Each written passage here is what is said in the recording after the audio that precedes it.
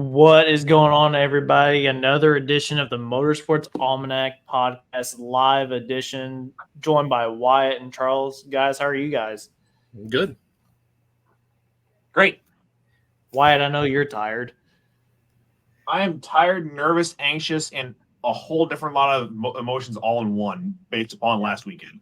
Yeah, we'll get onto that a little bit later on. But first, we're joined the team that got not one, but two Grand National wins this past weekend for the first time ever.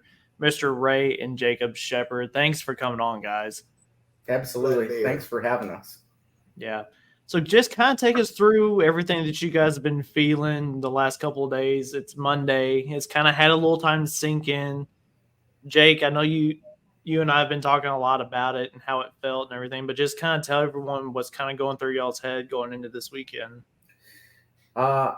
Man, it still feels like a flood of emotions. Like, obviously, we got home, 10 o'clock on Sunday night, and I had to recap the whole weekend with my wife because she wasn't there. So, it still feels very, very surreal to, watch all these guys that I've idolized, I guess, like Jesse and Randy Petro and that kind of stuff, going down to Louisville to watch these pulls and let alone be able to pull with them and be able to swing with these big dogs. It's obviously my dad started me in the garden tractor pulling when I was 4, and it's like a bad drug. It just can't go away. No, it really can't. I mean, you guys have been in the game for a long time, but here in the last, 3-4 years, maybe 2, you guys have really stepped up into the Grand National side of things. Yeah, what's it been, 3 years now? 3 years on the Grand National side. Yeah. Before that, we pulled a lot of region. We built the truck in 2013, 2014. So it's been obviously a struggle, but it feels nice to be able to know that we're not completely out in left field for what we're doing and that we can actually get it done. Yeah. Brandenburg's kind of earned that aura around it, though, for crowning first-time Grand National champion or Grand National winners, I should say. Whenever we go there, I think my brother got his first win there, and I mean, just it's happened multiple times there. It seems the place to where it starts and continues the rest of the season. So now you guys have done it. You were talking about yourself like, oh, we're running with the big dogs now that we can. You guys have been there, but I mean, I've seen runs that you guys have had that something just didn't go your way, and it was obvious you were on a pass, whether it be a blower belt or just a burst panel, something like that. Yeah, struggles. So many new parts that come along in the last 3 years that you get the combination right, and then you can't make it work. And actually, we got new sleds come along that we're trying to get used to pull, and you get a setup that you think works, and you just have dumb shit. Last year, we just had, we ripped the piston out, kicked the rods out. It's stuff that never happens. And then we stand it on its tail in Bowling Green and blow up another motor, and you want to drag it home and sell it, but it's sort of we've struggled the first of this year until this last 7 days, 8 days that we really struggled. But we found a combination that likes the way Jacob pushes the throttle, and it's really come together for us. Yeah, it's been obviously we went to Farley last year and we were test hook and laid down a pretty solid pass that I was pretty sure that they were going to reset the sled. We went 349 and 8, and the flag guy told me, hey, go back around because we're probably going to reset. So we drug it around, and RJ was pretty adamant that he thought we heard a motor, but it was just so loaded up on fuel. I just shut it off at the other end of the pass, and we held on for, 25 trucks, and then Donnie and Tim Beatty and I think it was the In Too Deep truck got around us, but I really thought we were going to get it there because it was on such a good pass. And then, like you said, we went to Toma, and we struggled. We went back to the trailer, changed the complete setup in the truck. It improved it a little bit. So then we figured we were probably on the right pass, and we spiked the motor pretty hard. So we pulled the pan off and went through a whole bunch of stuff. And then the second day we were on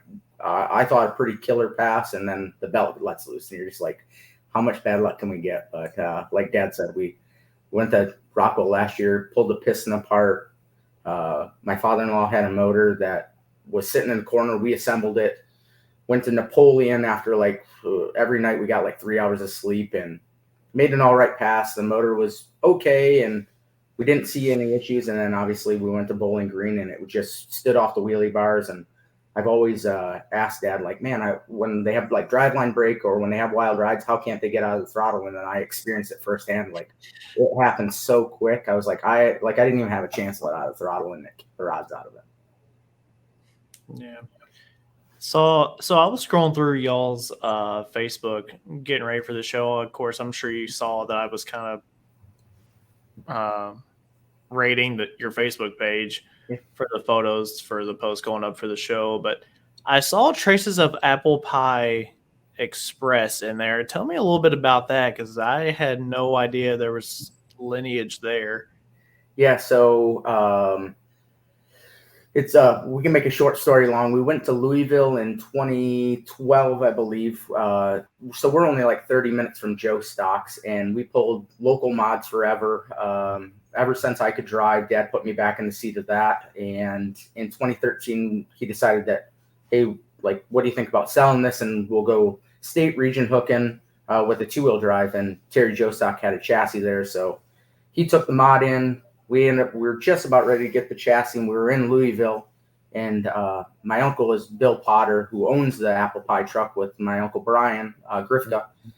And man, we were driving on the way home, and there was the 49er truck was on sale for pull off, and I think they wanted like $30,000 or something, really cheap. And so he was asking, hey, like, what do you think about this? And so Dad obviously said, like, to build one, you're going to have $100,000 into it. So, like, if you can get something that's already got a notebook behind it, it's complete, like, worst case scenario, you sell some parts off it and expand out. And we didn't hear anything for, what was it, probably 2 months? Probably 2 months.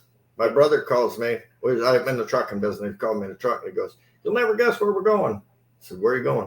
He said, we're headed out to get the 49er trunk. Uncle Bill bought it. And I'm like, holy crap. So that's how we got it. A bunch of names we come up with. That's when the apple pie mixture sort of first come out in the pits in Bowling Green. And that is very dangerous stuff, I'm here to tell you. There was a lot of other names that probably weren't appropriate that he thought he wanted to put on the door, and then we got to the Apple Pie Express, and it sticks nice. It's nice for the fans. Little kids love it. Big kids really love it. It's always funny to hear the little kids like, oh, Dad, apple pie, that's the stuff that you like. And yeah.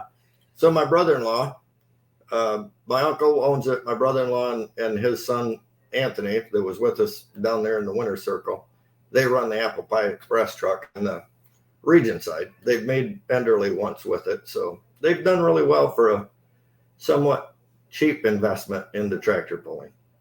We spent 2 years chasing that truck. It was like, obviously, when you build something to know where everybody else is on a level, you start building it. And so we had on paper, a nicer piece than what they had. And we spent 2 years, and we'd watch this green truck drive by, and it's just so, it's great to see our team truck go out and do well, but it's obviously frustrating when you're like, man, there's so much more good stuff on this, and we just can't put the package together. But it's obviously the truck is done so well, and it's so cool to see it out there, and fans love that Studebaker body. It's so different, and I think the only thing they've changed is a few motor parts since they bought it from them. Motor parts, heads, changed heads once. They haven't done hardly.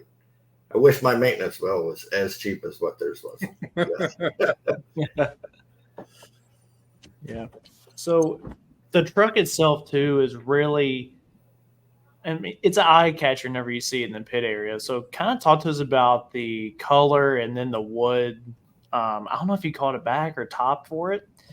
I don't get to see it but once or twice a year. Just kind of talk to us about the idea and design behind all that. I got to start this. Yeah. So for 2 years on the region circuit, we put that body on there and run it for like 5 years, sort of just out of the box. It sort of looked okay. It wasn't anything great. 2020, it looked great. 2020, it looked great. Jim Roberts during COVID. Jim Roberts, one of our fellow pullers up here in Michigan, that's 80 years old, decided that I begged him for 2 years to do the body for me because I wanted it perfect. So he finally decided to take the task on. He had it a year and a half because of the COVID stuff. So we were on the mini rod for a year. Didn't really care. It wasn't any big deal. Stretched the cab 10 inches for us, molded everything together. we come to when he decided that he wanted to wrap it so it didn't have to be so nice. And when he got the sanding on the body, he called me. He goes, "We're going to paint that. I got it too nice." So we tried to decide. I wanted white, and then the body shop guys, what shade of white? Right, white doesn't matter to me. So we go down and we're looking at stuff, and his wife has a white Tesla car, and I said, "Well, that white's pretty cool right there. It's got a little bit of green flake in it. Just take the green out or the red out and put green into it and paint us that so it's actually A custom paint. Tesla white with a little bit of green in it." And he did a fantastic job, just absolutely way beyond what I ever thought we were going to have for a truck. It, like Dad said, like the man did such good work. Obviously the cab stretched, but when we had discussions about it, it was obviously everybody has like a wild paint job, something that's eye catchy, and we wanted to kind of go with that old street rod Old look school. and make it really cool. So obviously that white, my dad had a 4-wheel drive truck back in the day, and he had a white truck, and the first tractor I had was green. So we were like, well, this is probably going to be the last thing that we ever built out of here. So like, let's incorporate like what we started with. Obviously we've had pretty humble beginnings. Everybody has to start someplace, and it's always nice to, we have hooks that are up here so we can see people that we've known forever. Obviously we've known Charles for quite some time, and it's always nice to be able to kind of incorporate that. And, so obviously, like you said, Jim was going through it all, and we went from the side step body to a sleek side body because we didn't want to have to fight with the fenders, because it is an absolute pain when you have to change tires or work on them. But Jim was adamant, we're putting the side steps back on. It's going to look cool. So we went through all that, and obviously you get this absolute stunning truck back, and you're like, man, what do we do to make it look cooler? So at that time, I worked for a university, and I was a marketing director where I did a lot of graphic design and whatnot. So I mentioned to Dad, I was like, hey, how about we, instead of putting a tunnel cover on like everybody else, let's put a piece of tin down. We'll wrap it, and I'll make it look like a old school truck where it looks factory, like it's got the wood grain. And so obviously, as I was putting it all together, I spent 2-3 weeks on it because I'm pretty anal when it comes to, I want it to look a certain way. And we finally got the design down, and I had it laid out, and I was like, he goes, there's something just missing up in it. So I was like, okay, what's missing? He's like, I'm not sure. You play around with it. And we took the Chevy bow tie. So if you ever look at it really closely, it's shadowed in. It just looks like it's burned into the wood. And so then obviously we got that done, and he's like, well, we got to put a name on it. And I just wanted something like the Loud and Low truck where it looks nice and sleek, something small on there. And he goes, what about like some tap handles? And I kind of shook it off. I let him go. I came up with the whole design, and my wife was like, you got to do something cooler than that. So I played around with the tap design, and they didn't like it. So then it was like, okay, let's lay it over so it looks like an L. And so obviously now we got the I think it looks really cool. It matches like what it is. It's not obviously a innuendo that we have a drinking problem or anything, but a connection to methanol. But obviously it's always funny when you have guys in the pits like, oh, I have that problem, alcohol. And you're like, oh, okay. And they're like, oh, it's actually moonshine. But we're like, yeah, we have a methanol problem. So Mick and Christina Jacob did the design up. They did the lettering up for us, race wraps. Did a fantastic job of laying it down. And, just absolutely fantastic job. And we were going to pull on the west side when we debuted it back out. And I obviously talked to Mick because they're about 30 minutes from our house. And I was like, man, like I got a time crunch for you. You don't have to do it. And he was like, no, like if you're rolling out with this, like it's got to be top notch. So they wrapped it in like 3 or 4 days on the tunnel cover, and they had the lettering printed. We made our first pass with no lettering on it. The second day is like, you can't go back out with a white one. We got to stick this stuff on. So wasn't that at Blanchard? He came and did it in the pits. Yeah, there? Yeah. Yep. In the pits. And it was like 95 degrees. He was sweating. And it was funny because he's got like a tape measure. We're looking at it because he obviously is very anal about making sure everything's straight. And the first time he got it like stuck, and he's like, oh, it's crooked. So then we obviously got it all back, and it just turned out well. It's always nice to help fellow pullers that do just amazing work. Obviously, Mick and Christine's wraps are second to none. They work really hard at it, and it's always nice to helping fellow Michigander, let alone a Polar, and a friend now.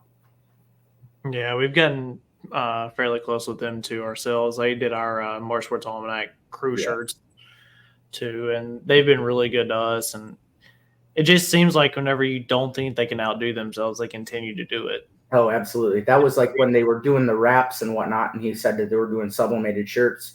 And my dad joked like, "Oh, does Christine sew these?" And he's like, "No, I sew them all." And so obviously it's a jack of all trades when you start making those connections with people to find out. She teases him relentlessly that I said that on Mike at Rockwell last year. Yeah, absolutely. Wow. Man, you guys are running strong. So you guys are going into Rockwell this weekend. It's a tough track. Everybody knows it. What's the game plan? You guys have got a target on your back now. Yeah. First of all, Rockwell is a war of attrition. Yes. Yeah. Yes.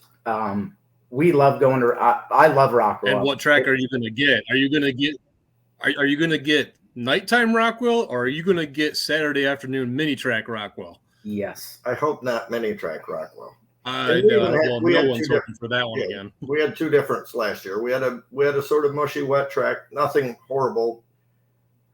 Thursday night last year, and we did really well. And we're on a good takeoff, even on a sort of a drier track on Saturday afternoon, and we had a motor come apart. So it's nothing. There's plans to make a big swing on setup again, just to see, and we'll leave it at that. If it works, it does. If it doesn't, we're going to be like, oh boy. But we don't want to. We're trying not to. We're trying not to hurt motors. I got tired of wrenching on motors last year. We brought my wife's truck out last year in Fort. We banged a motor because the port check valve didn't open. So we brought it home, ordered parts. I threw parts into, or we threw a spare motor into it, threw that one in the corner. I said, when I get to it, I get to it. And obviously the motor came apart. Charles got to watch me firsthand smacking the steering wheel and upset, and obviously made everybody aware of that I was not very happy, which happens. Like it's not fun for anybody to break parts because you know how much time it goes into building these and everything. So obviously we came home and I was like, man, I got to throw these parts in this motor. So we built a motor. We put a mini rod together because we were planning to go to Bowling Green, and it was just a wrenching after wrenching. And man, we did 4 motors in 3 weeks. 3 weeks. It was just insane amount of work. Yes. So we're not going to change much. We're going to try to still be competitive, but we got a big swing on setup. We're going to try. And we tried it in Tome when the blower belt come off, and it seemed like it was off to a pretty good start. So we'll see how it works for us. And there's 35 good trucks that are out there that are anybody can win. And that's obviously there's guys hit their good luck or their bad luck. And obviously we have the luck on our side right now. And I hope it stays with us because it feels like it's been a battle of the bad luck that we've had. But man, if we can do well out there, if we can get top 10s, I'm going to be happy. And I know my dad will be happy. And as long as it goes back to the trailer really, and it's not broke. Yes. I'm not going to care. I'm tired of cleaning up oil in the trailer. Yeah, what was the game plan going into Brandenburg? Because you guys really made a huge jump in points specifically after Brandenburg, knowing that you swept the weekend. Simply amazing. We thought we had a pretty good setup down there last year. We did fairly well. Second night, points box burned up at 60 feet. We were close last year, I think. We found some stuff in the motor that's made it happier for Jacob's driving. Our chassis likes marginal dirt, and we struggle a little bit with it on really good dirt. So we were pretty confident going down there that we were going to be close. And out front both nights, I never would have dreamed it. Once, maybe, to back it up the second night in a row is just phenomenal. Just absolutely phenomenal. We went to Adrian. Obviously, Charles was there announcing, and it was a Sunday night. And my dad kind of gave me some crap all week of that I forgot how to drive. I forgot how to push the throttle. And I was like, it's setups. I don't think I forgot how to drive. It's just something. So we went back down, and it's kind of the KISS method of keep it simple, stupid. So we drug it to the trailer. We know what we're looking at for a track. We've done well at Adrian before. We won there the year before. And obviously we're going down, and it doesn't matter. It just needs to make an A to B pass, and we need to take it back to the trailer and make sure we have good data. And obviously we won down there, and Ralph Hunt was there, and that's obviously one of the hardest trucks out on the circuit. Ralph is a legend, let alone to get around him. And we're like, okay, we have a pretty good setup for Brandenburg, and it's a tricky track. And obviously it's like Jesse is one of those hardest guys to beat. And my cousin and I, Dad stood down at the track and watched it, and I said, we'll figure it out. And we sat in the pits and we listened to a lot of distances that were at 308, 305, and you're just like, man, like I don't think the track's going to be there. And there's a photo that Adam took with my head turned completely around. You got the back logo of my helmet because it caught me so off guard that we were on such a pass that we blew past the leader cone on the second day. I was like, there's no way we just did this, let alone once, twice. And just like you said, that place is like iconic. It's one of the most unique venues you'll be to. The fans are second to none. Like when I drug it past, obviously the leader cone, I could hear the fans cheering over top of the motor, and you're just like, wow, this is crazy. Yeah, that's just what that place is like. It was unbelievable to see the entry list at the beginning, let alone they said for one of their max entries before that show this year was like 63. There was 83 this year. We're sitting there like, where are we going to park everybody? Oh, absolutely. That was, we obviously came down there. We showed up at like, I don't know, 3:00 in the morning, and it was like, wow, this place is absolutely jam-packed. And he was obviously watching down on the track, and my cousin and I are going to scale the truck and do all the setup. And they started the class. They're 10 trucks in before we're even across the scale. So I'm like now getting stressed out. I'm like, we don't have enough time.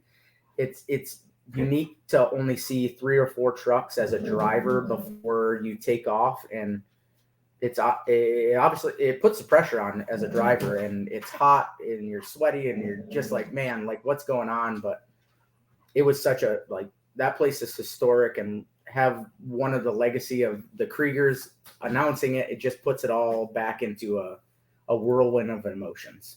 Yeah. It adds a little more pressure rolling down that tunnel going into it like you do, though. Still one of the coolest entrances and coolest exits you will ever make in pulling. Absolutely. But man, once you feel it, it's like, okay.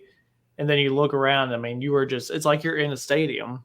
It's absolutely awesome. Yes, it is. If no one's ever been to Brandenburg, I definitely think you need to add it to your list because the fans are second to none. The venue is really, really cool, and it's just a unique place to go to. Like, Bowling Green's awesome. There's 50,000 people there that are going absolutely insane when you tractor pull. But like that place to roll up into a small town and to see it just fill the grandstand, similar to Rockwell. And kudos to the track guys, because it's a very different dirt than we're used to run on, and they keep it very, very consistent. There was 32 trucks, and there was a pass there the whole night to win that thing if your truck was right, and they just kept the dirt. It's so hard to go to a track with 32 trucks and the track not change, and it didn't change more than 5 foot, in my opinion, the whole evening. No, so they did a fantastic job. Yeah, I don't know how the Phillipses do it, but they do it every single year. Yeah, they know the dirt. That's the big thing, right? It's like when you go out to region circuits and you know what the track's going to look like, and then Jim Miller's there, and you're like, oh, this is going to be a really good track. He knows the dirt, and it's obviously they know the dirt down there, and it's amazing when you can know that there's not really a huge competitive advantage in the track of, oh, well, we need to be the first 5 trucks down the track because it goes away, but I think you could almost win out of any spot wherever you hooked if you had all your stuff right. Yep. Yeah, exactly. Well, guys, congratulations for sure. Can't wait to see what you guys do in the future. And anytime you guys want to jump back on with it, you guys are more than welcome. I appreciate it. Very good. Thank you. Thanks so much. Thanks, coming on. Thanks, guys. Have a great See night. you guys Thursday. Absolutely. See you there. Bye. See ya. Wow, that was a lot of fun. I mean, Charles, you've been around them for how many years? I've known them 20 years now. Yeah. And if you would have told me that this past weekend was our first one, I wouldn't have believed it if I didn't know any better. Yeah, they showed it. I I stopped in their pit at Adrian before the pole and just to catch up with him. It's the first time this summer that I'd run into him anywhere. And that was the first thing Jake said to me. He's like, man, I don't know. We are just struggling right now. And we're just going to, exactly what he said, we're going to, at different tires on. And he said, we're just going to,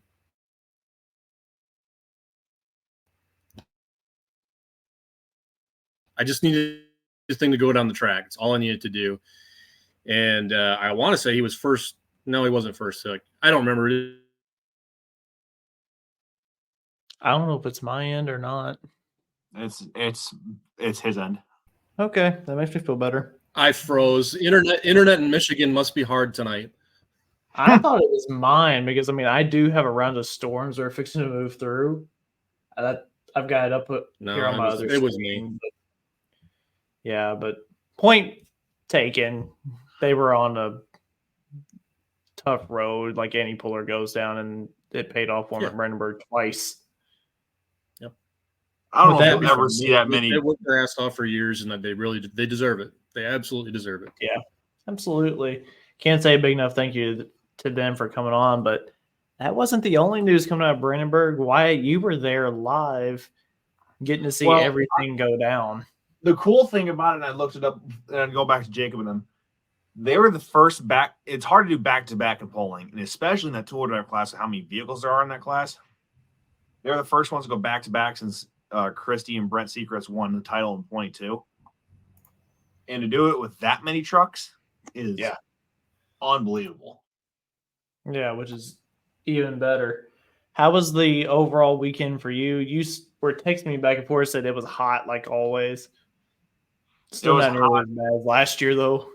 No, it wasn't as bad. The breeze could have been better. Trying to make sure our setup's right.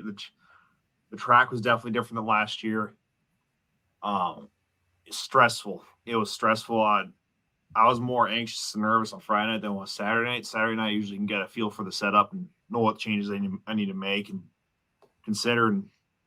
But it was overall a good weekend. I mean, it was good for the pro stock class. Besides the two-wheel drive class, is unbelievable on Friday night. I don't think I've ever seen that type of pro stock class in a long, long time, where they're going by half-inch increments. So the whole entire field of Brandenburg was great. The crowd, at like they said, was just second to none again. I mean, it's people bringing chairs in the morning on Friday, so they get a spot for that night.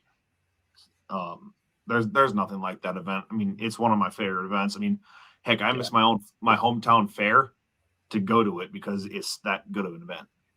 Yeah. Was this weekend the first wins for the Sheltons on the pro stocks as a whole, or is that just the first Grand National? No, it's the first win on a pro stock for them. Yeah. They've had Grand National wins in the past. They won Chapel Hill at the Mini last year. Yeah. I didn't know if that was their first one on the pros or not. I know they've been running some OSTPA whenever they had the chance and everything. I mean, I think at that level, yeah, I think yes. I mean, I think when they debuted the old Shea tractor, I think Colin Ross drove it and won like first time out with it, but that was not a GN or a Grand or our Champions Tour. Yeah, so absolutely.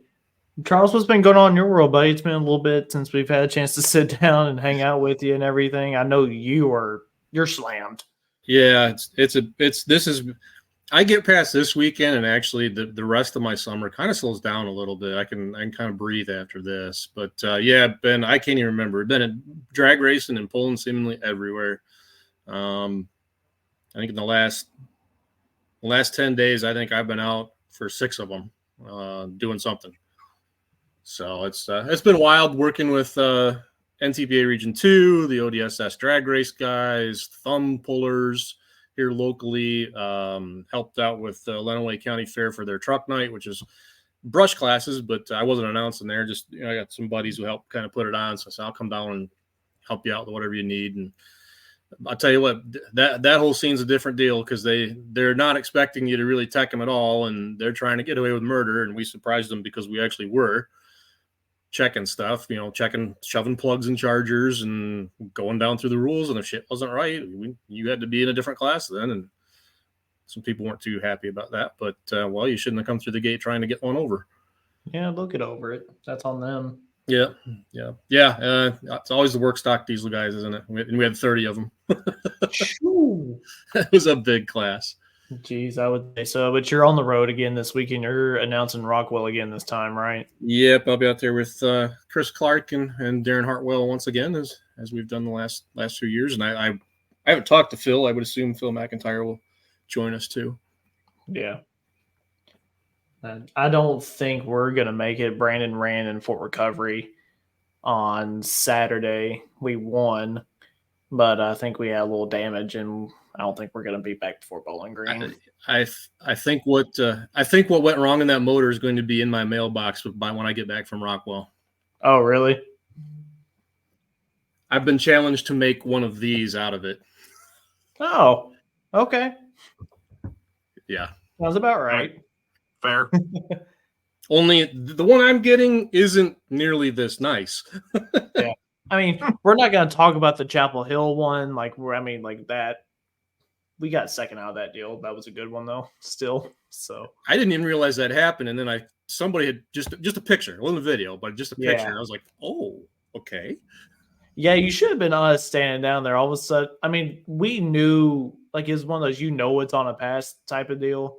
And all of a sudden that just happens. You're just like, oh, okay. Yep. But yeah, man, we wrenched on that thing. I mean, we had everything off of that tractor on Friday night. I mean, we worked into the hour Saturday and then went and slept for a couple hours and then came back and we were ready to go by about an hour before showtime. Yeah, Mick said, you want pistons, Charles? We have pistons and rods this season. Yeah, Nick's getting quite the collection going. Yeah. Mick, you can't catch a break right now, brother. I saw the trailer there, and then I saw the truck letting out of the trailer, and I said, oh, no. I hope you guys get back soon. I really do. I'm just hoping that we don't join that collection at all. Yeah. No one wants to. No. Well, especially, and I don't even want to say it. I don't want to mention it. Just where we're sitting at, I don't want to talk about it. I don't want to jinx anything. Right. Yeah, exactly. But man, if there's anyone no. Go if ahead. anyone wants to know what I'm talking about, just go against the website, and that's it. I'm not going to say anymore. Yeah, I'm not gonna lie about it. It's pretty cool though that one of our own's leading that like that in a way. It's pretty cool. Yeah, you know what comes with that? Anxiety, and a lot of I don't know what to do right now. Yeah, I don't do with my hands. I don't know. Normally I'm the chaser, not the chasee. Yeah, it's like I'm the one holding the rifle, shooting at the target, not the one with the target. Yeah, exactly. But I mean, overall though, y'all, I mean, we're getting in. I mean, it's July 30th. It's crazy to think that the season's almost halfway gone. But Really, there's it already is still- halfway gone. Yeah, there's still plenty of things going on right now. I mean, we've got Knoxville Raceway coming up. I saw it pop up on my feed, and the only reason I can ever remember that it's the same weekend is because of Hillsboro. Hillsboro and Knoxville Nationals always run the same weekend. But, I mean, the entry list for that one has grown. Kyle Larson's going to return to defend his title this year. I always know it's coming up because Gerbaugh will start talking about it the week before, and that's all I'm going to hear out of him for 2 weeks. Gerbaugh, I know you're here. I know you like the post. Where you at? I know you're He's here. watching Shake and Bake Show to hear that Stevie Fast Jackson is going to Indy with the Shadow. Yeah. Really? Yep. Awesome. And then, so there's that going. Knoxville Energy Drink Series. I think the Knoxville 360 is actually this coming weekend, isn't it? I'm not sure, to be honest. Yeah, date's August 1st through the 3rd. So, I mean, they're going to get rolling on Wednesday. I mean, if you go to KnoxvilleRaceway.com/360 Nationals, you can see the list of entries. I mean, it is a mile long. Well, given that is actually this weekend, then if it's raining, and I'm certainly hoping this doesn't happen, and it's not forecasted to, but if it's raining in Rockwell, guess where I might go? I don't blame you at all. 35 to 80. Yeah. 35 to 80, you're right there. How far away from Rockwell is it? Long way. Yeah, it's not close, but I don't know, 2-3 hours maybe. I mean, it's not terrible. Not terrible, no. Yeah. It's the next weekend that the NOS Energy Series is there. That starts on Wednesday, August 7th. And that's the one where Brad Sweet, pretty sure Rico Abreu is going to be there. Kyle Larson's in. Just looking at some of the names off the top of my head, but that's coming up right now in the dirt racing world. I meant to ask you guys, did you see T-Mez's video that he had posted on his Facebook from like 4 days ago today? Yep, I did. That's really exciting. And if you guys don't know what we're talking about, go look at T-Mez Facebook. It's Uncle Sam. It's kind of been pulled out of hiding in a way, I guess you could say. Well, and what's really interesting about it is that's the other one. I know. Not the one with the red cage that we've seen pictures of. Mm-hmm. Yeah. And it's been hard to keep that type of secret for a while. I feel like at this point, just about everybody knows anymore. It's the worst kept secret in bowling right now. It honestly is the worst kept secret. I've heard so many different things that one's going to be the big engine, or that one's going to be the mod, and Wayne Purser. It's going to change like every 5 minutes. Oh yeah, yeah. So, but here's the thing: whenever Mr. Engler, you ask him about it, he gets really, really, really excited about it. I cannot wait to see that thing whenever it's finished and hear. I don't know if we could get him on again to talk about that one specifically, to talk about the build and everything that's gone into that, but that'll be really cool whenever it comes out. Dylan, how are you, buddy, out there on the West Coast? He's getting a lot of mods here as of late. Yeah, man, they've got a bunch of them out there right now. I heard that they were supposed to be coming this way for Bowling Green, potentially, weren't they? Possibly. I know the Shakedown team out there that bought Shelton's Modifieds, they're currently being tuned by Scott Tedder. They will not be out here this summer, based upon an interview I watched with them. We're still learning how to get acquainted to the Western tracks, and next year they're hoping to hit the Grand National circuit. So yeah, it said next year. Did you hear the story about kind of how that all came together? No, we've got time to tell it, please. He bought one, and it got out there, and Shelton sent a guy out there to set the tractor up for him, and kind of show him where everything is and how it all ran and everything. And I guess the crew guy, whoever they sent out there, I don't know if it was one of the boys or what, said, we're just going to put a safe tune-up in it so you can go down the track. He's like, no, I bought the thing. I want the full experience. Let's give me the tune-up. And had a bit of an argument back and forth about it, but got his way. Rips it down through there. He's in the middle of getting towed off the track. He's got his cell phone out of his fire suit already and is on the phone to Stan, says, give me the other one. Send it out here. I'll take both. No way. Yep. I heard something on the lines of that too. That's cool. And believe it or not, that's not the only two mods that got sent out that way from the Midwest to the East. Yeah. Can you say what else is out there yet, or are they still be waiting to come out? It's a red one. It's a red one. It is a red chassis. And that's all I'm going to say. And it is true, because I've been told by 5 different people from that West Coast. So I think it's been advertised. If it's the one I'm thinking of, it's been advertised. I'll say yes, that. it has. Yes, and Dylan's right. 5 by count if you want to count for the 2 of Kevin Moore mods that were Shelton's. You've got Correa's, you've got Britschke, and you've got the undisclosed one. The undisclosed one. Well, the Max Cackle's out there too. That's a 4-engine, so yeah. I have no idea which one you guys are talking about. I must be out of the loop on that one. Well, they already sold the toter. It's out here. Mm-hmm. Oh, Okay. no, not that red one. Oh, okay. Then I got nothing in the wrong one. We'll the talk one about it. you're thinking of Screaming D, and no, it's not Screaming D. Oh, okay. Oh, yeah. I was gonna say I know where the toter is for that one. I was gonna say, did it sell? I know where the toter and the trailer is for that one. Yeah. I think Casey's have the toter, right? Yes. Yeah. They're going to rewrap it after the season, I think they said. And the old trailer will be in Rockville this weekend with a new owner without the wrap on it. The two that Sullivan works on are the two old Pioneer Seeds mods. Yes, he's talking about Jacob. He's talking about Jacob Oles mods. Oh, did he sell them? Oh yeah, they've been gone for a long time. Yeah, because he's got the 4.1 now. Yeah. See, now, whenever they were here in Hobtown, they told me that the 5 engine was still sitting in the barn. So I wonder if something different happened. No, the one was sold. The twin engine was sold. The 5 engine. Yeah. The 5 engine's still here. That was the one. I know where some of the engines went. They came up here to Jim Martell. Yeah. I can see the look on all of our faces trying to put puzzle pieces together. This is going to be great for the audio listeners. I believe he still has a mod still in the barn. Last I knew, granted, that was a couple of years ago. Okay. Yeah. Uh-huh.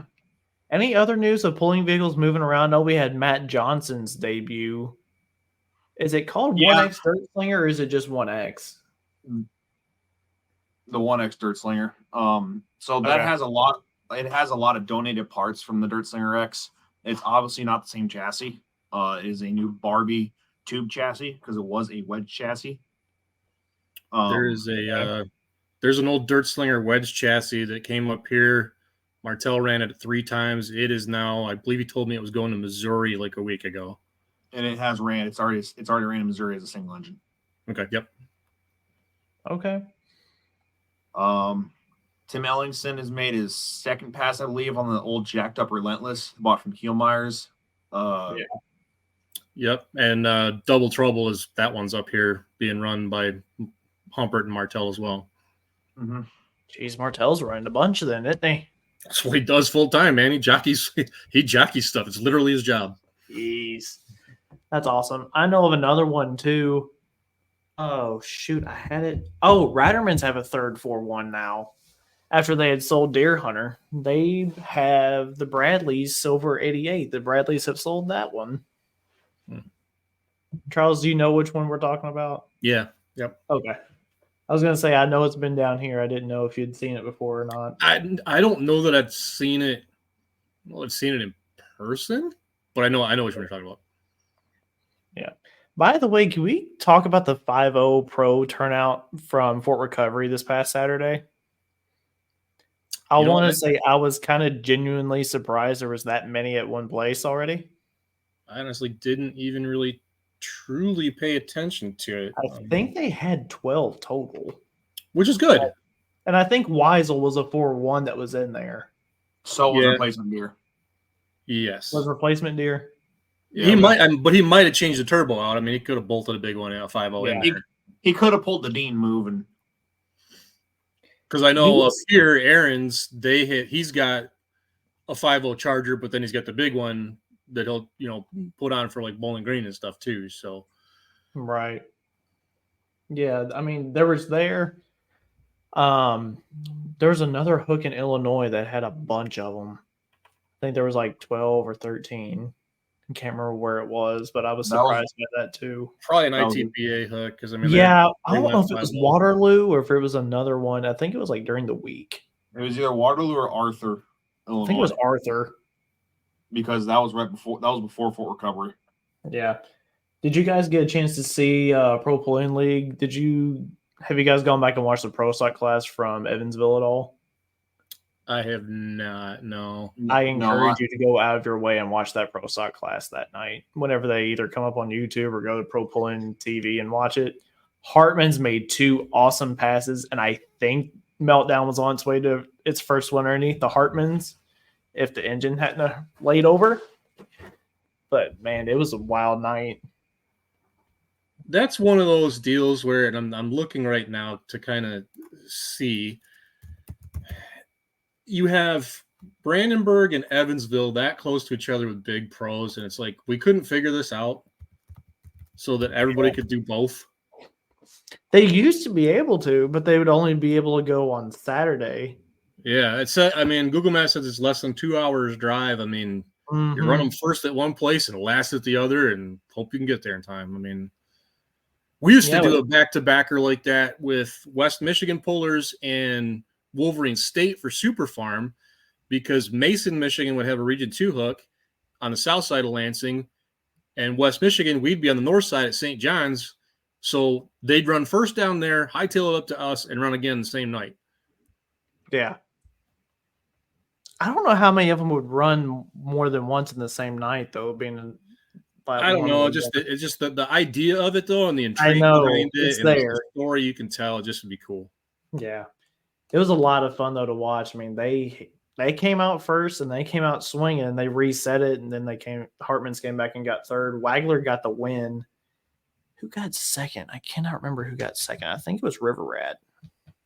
Yeah, River Rat or the Toy. I think Toy got fourth. So it had to be River Rat. Do you feel like there has been more instances this year of sled resets where you just go, "Oh, I wish they wouldn't have done that"? Yeah, I kind of. I'll be honest. I cringed at the one in Evansville. I was like, "Oh, please don't, please don't, please don't." No. The one I cringed at was Chapel Hill, and I think a lot of people can agree on that one. And what, Diesel Supers on Friday? No, God, no pro stocks on Friday. See, now I didn't even see it. Like, I think I saw maybe a total of 6 vehicles go down the track. 5 into it when they did that? They were 5 into it. Yeah. And the eventual reset tractor, one of them that didn't break, come back to winning. Well, here's the thing, though, too. You really don't want to get into a situation there where they were running into the grass like they were a few years ago. I mean, yeah, but I don't think they were going to. I don't know, man. Not if the reset on Friday was. That track on Friday was. I mean, kind of threw everybody for a loop. I'll say that. Yeah, I don't know. It sucks when you're running a class that has that high of a maintenance, and your week one and what is it, 6 or 7 week run for pros where they don't get a week off. Yeah, that hurts. It's either 5 or 6 because I know it goes Chapel Hill, Brandenburg, Rockwell, Napoleon, Bowling Green. But is Wellington the next week? I think it might be. Yeah. Yeah, so and then they turn around and go to Canton too. It's close behind. Yeah. By the way, can you guys hear that thunder outside? Is that picking up on the mic at all? No. Good. Perfect. I was kind of worried it might have been. Do we? And this is a question I've had. This is a question from a conversation I've had with a couple different people. Do we think that the scheduling needs to be looked at? I don't know how to answer that because I feel like at the top level anyway, they did a good job a handful of years ago by getting away from having the Grand Nationals run like weeknights. You know, it's a Thursday, Friday, Saturday as much as they possibly can make it. I think it was a move in the right direction where you're not going to have this random Tuesday night you got to go somewhere and run and then try and fit your maintenance in. Right. And there's only so many weekends in the summer where you can do it. You know, it's tough. Yeah, but I mean, does it bear examination in terms of where you go and how you crisscross the country? Part of me says yes, but some of these events are also tied to a fair, and they want it during the fair. And if that's when the fair is, that's when the fair is. Yeah, well, I mean, I think you're right on the geographic part, and I mean, the pros go from Chapel Hill to Brandenburg. So, I mean, as far as that goes, but then they shoot right up to Rockwell after that. Yeah. And after Rockwell's Napoleon. They're back into Ohio for at least the back end of the tour. They can stay in Ohio for half a month. Yeah. But that's also not necessarily reality for some guys either. You gotta go home. I mean, they start their year in what? Hutchinson? Yeah. Benson, North Carolina, and then to Minnesota. Ooh, yay. They go Benson. They go 4 weeks in a row, a couple weeks off, and then 6 to 7 weeks in a row because they go Benson to here up at Farley, then to Hutch, then to Toma. So they make that Midwest swing, then back down to the southern area swing, then back up north. Right. Yeah, so I mean, Pro Pulling League just came out of their crazy week, and I really don't know if they're completely out of it based off a couple of people I talked to. Because he's got 10 shows in 7 days this week. Yeah, Western Series is still busy. I think Champions Tour can at least catch their breath. Yeah, it slowed down. Is it Western Series in Altamont tomorrow night? No. No. Yeah. They were there. They were supposed to be there tonight and it got rained out. Or was that ITPA? That was ITPA, I think. Okay. But it'd still be something like Silver Series or Champions Tour, nothing in the Western Series. Western Series doesn't go that far east. Limited Pro Diesel trucks, 4-1 Limited Pros, Light Pros, and Hot Farms tomorrow night. They're in Altamont. Be a Midwest region too, possibly, wouldn't it be? Yeah, maybe. I don't know. I think that almost has to be Silver Series. If Clint could put it in his pocket as Western Series and get a show that's literally like 30 minutes from his house, I think he would take it, though. Yeah, especially this week. I think he'd like to sleep in his own bed at least one night this week. He texted me that yesterday, and I thought, oh, Lord. Hey, he got a Western Series show 30 minutes from my house. So I'm like, hey, you're coming up here for once. Yeah. I mean, they're slammed every other night. I mean, they're in Springfield, Nebraska on Wednesday. That'd be the first, wouldn't it? And then Mount Sterling on the second. Mount Sterling and I believe Salem will be your Champions Tour stuff because some guys on the two-wheel drive side and the mod side also have to make the decision of where they're going to go. If they're going to go Rockwell to Mount Sterling, or if they're just going to stay down Mount Sterling and such, or go to just Rockwell. Now's decision time. I mean, we talked about this at the beginning of the year. And we said everybody's going to run up until they can. Then they're going to make their decision probably based off where they are in points. And I think we're going to see that this weekend. Kind of unique to see that on the drag racing and the dirt. Well, drag racing mostly that you have one major series. In polling, you have a couple you can distinct from and choose. Yeah, exactly right. You've got McLeod going on this weekend, and we could be seeing a certain return of a orange light super stock finally. The high-strung light super, they made a post today with a hope and a prayer and a little bit of luck. We may be able to make McLeod this weekend. So really hope that they do. It's been how long's it been since they've been out? Has it been 2 full years? Darn near, it feels like, yeah. Wisdom 22. Yeah, so going right at it. Yeah, I'm really excited to see them back. And then after that, I think we roll into Hillsboro Charity Pool the next week. Dylan says, asking for a friend, what should they expect from Rockwell? One of the cleanest facilities you'll ever walk on. Yeah. You get to see every GN class plus 4.1s. It seems like the turnout just continues to get bigger in terms of entry lists every year. I was looking tonight. They haven't put it out there yet for this weekend, but I mean, if someone's missing, it's only because they're going to be hurt and need the time to rebuild. You're gonna see a good show. They keep it moving. They keep it moving pretty quick too. They're pretty efficient. They want to be done in 3 hours. Everybody get up to the sled, hurry up. And pits are open and they're between the campground and the track. I mean, you're free to walk around and say hello to everybody. And I've never had anybody in the pit area refuse me unless they were in the middle of working on something, which I would understand. Yeah, and I mean, I don't feel like we push that enough with how open our pit areas are. I mean, there's some sports where you have to pay to be able to go into the pits. Ours is completely open, and you can sit on the vehicles if the drivers will let you. Like, I don't feel like we push that enough. Like with Monster Jam, they advertise like, hey, we're having a pit party. You can meet the drivers, and I think that really appeals to people. Yeah. It's fun in the evenings there, to hang out. Everybody's, the evening session gets done, and really unless you're camping at Rockwell, I mean, the nearest place to even stay is Mason City, which is like 25-minute drive away. So, a lot of the pullers, I mean, they're staying right there on the property and hanging out and having a good time. And actually, I'll say some of the most enjoyable evenings I've had have been there when it did get rained out on a Friday night or a Saturday night, and we pick somebody's hauler and wander up in there, and next thing you know, 5 hours will go on by, and we've been laughing the whole time. It's fun. Yeah. It is probably the true definition of a if you build it, they'll come type thing. I hate to say that expression just because I live next to the damn place that created it. There's 2 Fields of Dreams in Iowa. And I'd rather go with the one in Rockwell because that's what I like better. Yeah. Yeah. No, but you wouldn't expect it being that big of a place built out of a town of 800 people. Yeah. I mean, it is small town Iowa.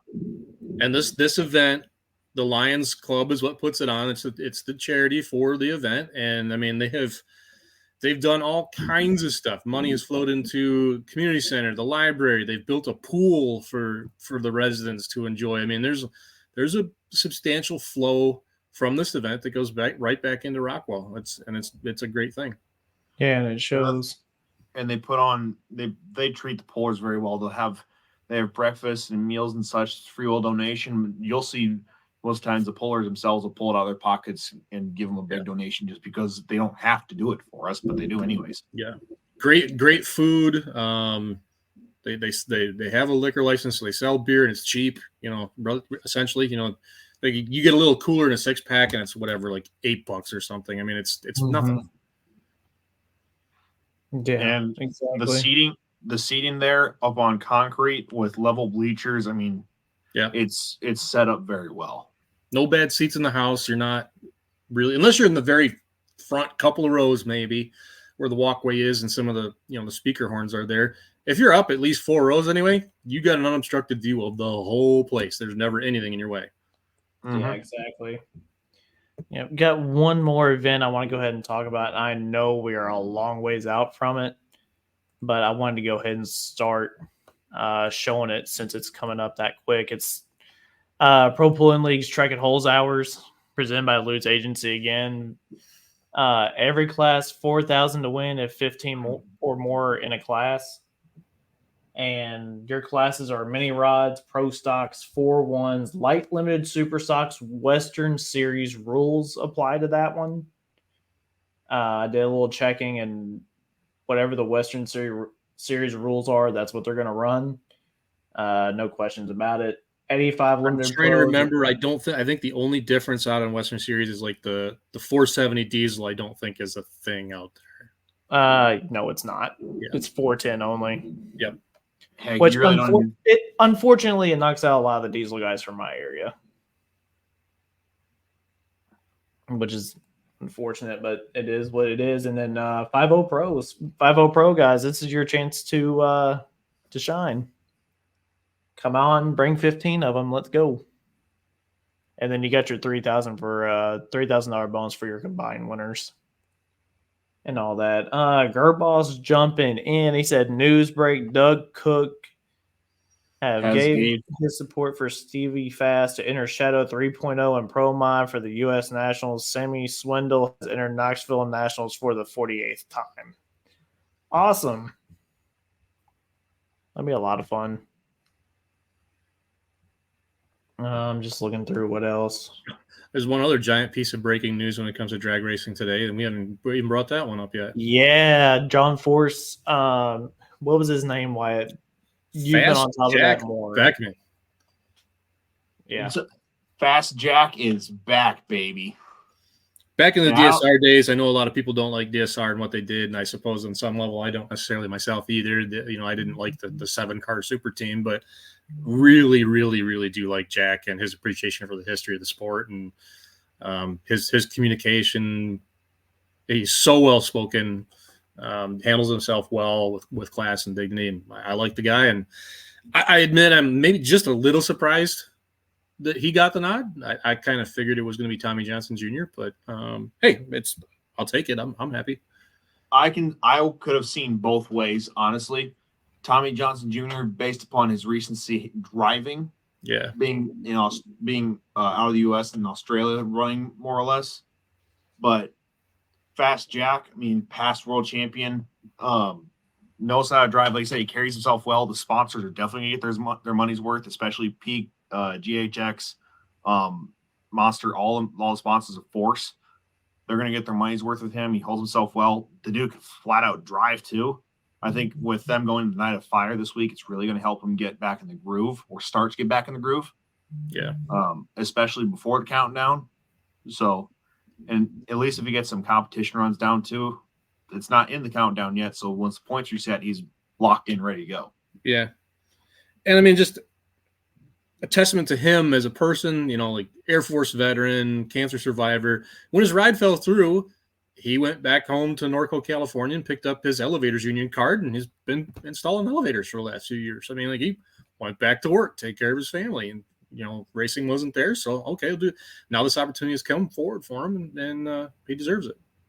Yeah, it's absolutely awesome. I'm glad they found somebody to be in his ride for the rest of the year. But on top of that, other drag racing events going on. PDRA makes their return this weekend in Martin, Michigan. How far is that from you? Don't remind me. I'm happy. Don't get me wrong. I am thrilled I'm going to Rockwell because I really enjoyed that event, but I wish I could stay home and go to that too. Yeah. So I was scrolling through the other day just in some of the drag racing groups, and I've never seen a picture of Bristol Dragway until the other day. That is one of the coolest venues out there. I had never seen awesome. it. That's all I could say. That was wow. Yeah, if we didn't have Shy Diesel extravaganza that weekend, I'd be going there to that one.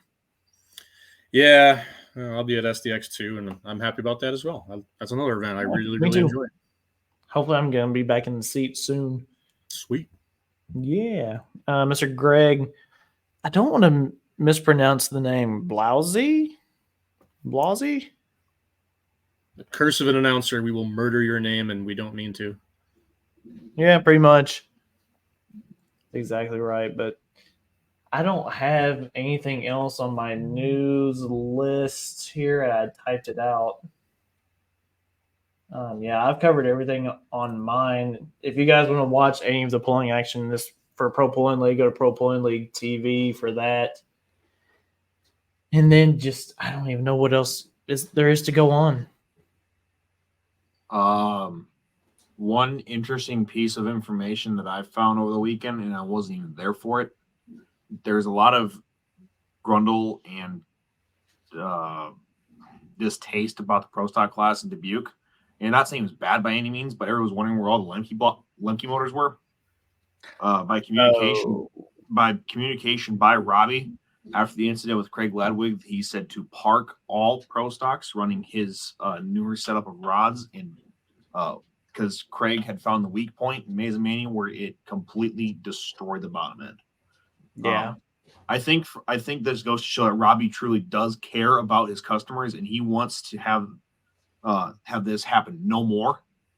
And for him being on the forefront of getting this fixed and addressing what's going on, I think it shows that to Robbie's character that he truly does care about his customers and wants the best for them.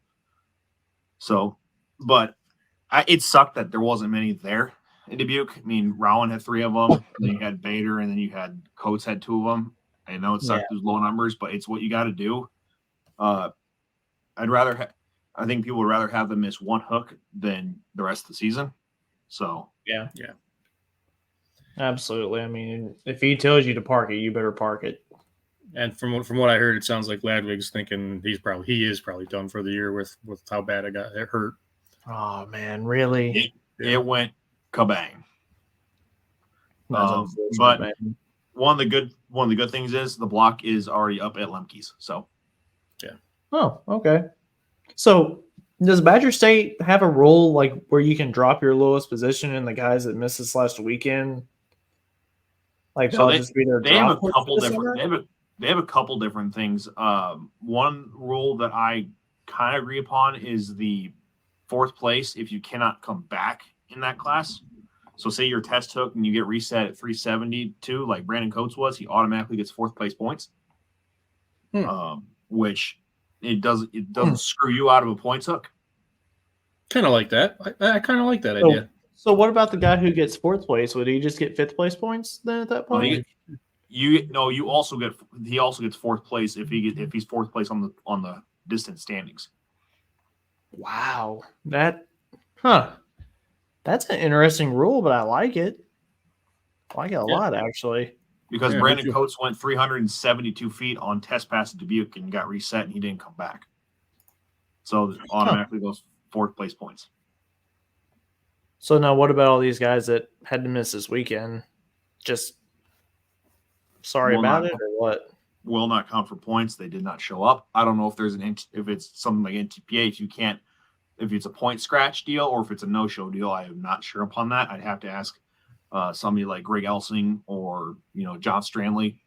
Which would kind of suck knowing what it is, that if they hold their feet to the fire and make them show up, all right, you got to take it out of the trailer and at least back it into the sled. You don't want to run it, that's up to you. But right, and it sucks for guys. Say if Craig lived, and even though Robbie told him not to run it, it would suck for Craig because that's 4 hours one direction to go 5 feet. Yeah. Mm-hmm. Yep. So there's I'd have to look at the Badger State rule book or ask Greg or John because they would know more than I would. But that is one of the rules I do know is the fourth place finish. Yeah. Interesting. That's an interesting rule. I'd never heard that rule. It's a good one. I like it. It's Greg. It's Blasey. Yeah, Blasey. All good. Blue shirts are ready. Looking forward to it. That's one that's creeping up on too. Bowling Green, baby. Charles, are you gonna make an appearance on Saturday this time? Maybe I can't on Saturday. No, Saturday and Sunday's still my hometown fair, so I'll be tied with that. I've come down there on Friday nights a few times, and usually I make up my mind on noon on Friday. It just depends on how busy we are and how much work I got going on. If I'm slammed, I probably won't. But if it's a light day, I might try to sneak down and say hi to some people. Yeah. I know you came last year and all three of us. I think it was the first time all three of us together were at the pool that just watched. Yeah. It was a lot of fun. That was really a case of I didn't know what to do with my hands. Yeah. Exactly. I think we were all that way. Mm-hmm. I have nothing else. You guys ready to call this one it? Our next show, guys, will be the Tuesday or Wednesday of Bowling Green. Yeah, it will lead right into Bowling Green. I was also told to mention that from Dubuque, also there was sweeps, 3 of them from the Mazomania show in Dubuque. Lee Ruff, Fair Warning Hot Farm, the Schimpf boys that bought Jamie Lars's old truck, the old General, it's now the Trophy Hunter, swept with the other truck called the Rock Diesel, and then John Coots, who's leading Badger State 4-1 points, also swept again. So